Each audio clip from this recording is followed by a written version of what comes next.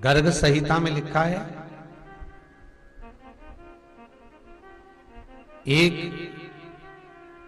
रोटी घर में जब बहू बनाती है, गर्ग संहिता, एक रोटी जब घर में बहू बनाती है और उस रोटी को घर का कोई व्यक्ति गाय के मुख में देता है, या 1 रुपया, चवन्नी, अठन्नी, 5 रुपया, 10 रुपया, जो भी आप गाय के निमित्त निकाले हो, या कहीं जाकर तुमने गौदान किया है, तो उसका विधान गर्ग संहिता कहती है कि एक रोटी जब आप गाय के मुख में दे रहे हो, एक रोटी जब गाय के मुखाग्रविंद में दी गई है, तो उस रोटी के, जैसे हमारी 4 अवस्था होती है, बचपन, जवानी, अधेड़ी और बुढ़ापा, उस रोटी के 4 हिस्से कर लीजिए। पहला हिस्सा तुम्हारे खाते में गया, दूसरा हिस्सा तुम्हारे माता पिता के खाते में चला गया, तीसरा हिस्सा तुम्हारे दादा के खाते में गया, और चौथा हिस्सा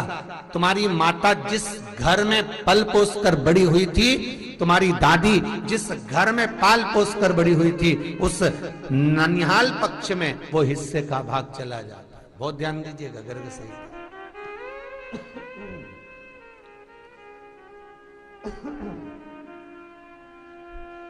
गर्ग संहिता।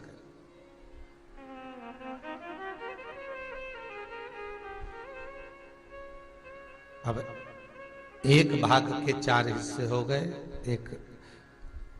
तुम्हारे हिस्से में आ गया, एक तुम्हारे माता पिता के हिस्से में आ गया।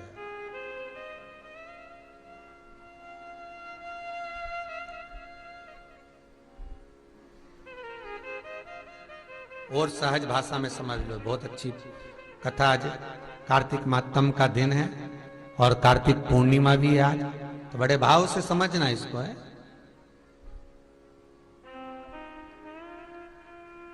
धेनु मानस कहती है, गीता प्रेस गौ अंक कहता है, बार बार बंद चालू हो रहा है, गीता प्रेस गोरखपुर का गौ अंक कह रहा है।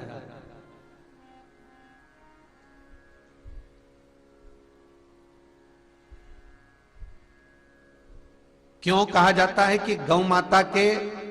शरीर पर हाथ फेरा जाए, गौ माता के श्री विग्रह पर, उनके शरीर पर हाथ लगाया जाए, फेरा जाए। तो आज के लोगों ने एक कह दिया कि भाग्य बदलता है, भाग्य की रेखा बदलती है। व्यक्ति का जो भाग्य है, बेकार कर्म है, तो वो अच्छा कर्म होने लगता है। कोई राहु केतु शनि आदि का आदि जो ग्रह तकलीफ दे रहे हैं, वो ग्रह उससे मुक्त होते। पर यदि हम शास्त्रों का स्मरण करें, यदि हम शास्त्रों का स्मरण करते हैं, तो हम ज्ञात करेंगे, उसमें पाएंगे कि गौ माता के शरीर पर जब हाथ फेरा जाता है, गौ माता के शरीर को जब मला जाता है, चाहे आप एक ब्रश से गौ माता को सहला रहे हो, हाथ से सहला रहे हो, उसकी हाथ लगाने पर जो रोमावली गिरती है, हाथ लगाने पर जो रोमावली गिर रही होती है, हाथ लगाने पर, उसको सहलाने पर जब उसको आनंद की अनुभूति होती है,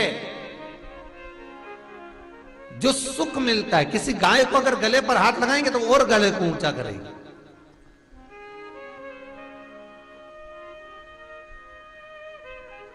उसके पीठ को सहलाएंगे तो वो और नजदीक में आकर खड़ी हो जाएगी, और नजदीक। महाराज क्यों, किस लिए? गाय चाहे तो किसी एक पत्थर से भी अपने गले को रगड़ सकती है, गाय चाहे तो अपनी पीठ को किसी दीवार से भी रगड़ सकती है, पर गौ माता को ये जो दिया गया है संसार के मनुष्य को पुण्य प्रदान करने की रीत, कि कोई मनुष्य जब आपके शरीर को स्पर्श करेगा और आपके शरीर की रोमावली जब नीचे गिरेगी, जब रोमावली भूमि पर पड़ेगी और पड़ेगी, तो इसके कुल में, इसके ननिहाल पक्ष में, इसके ससुराल पक्ष में जितने भी इसके कुल में जीव होंगे, जो अधोगति आदि आदिक में मरे होंगे, समाप्त हुए होंगे, उन जीवों का कल्याण, नरक से मुक्ति केवल ये रोमावली के कण ही प्रदान कर देंगे। मात्र सहलाने पर गौ माता के शरीर का स्पर्श, इतना सुख का भान हो जाता है।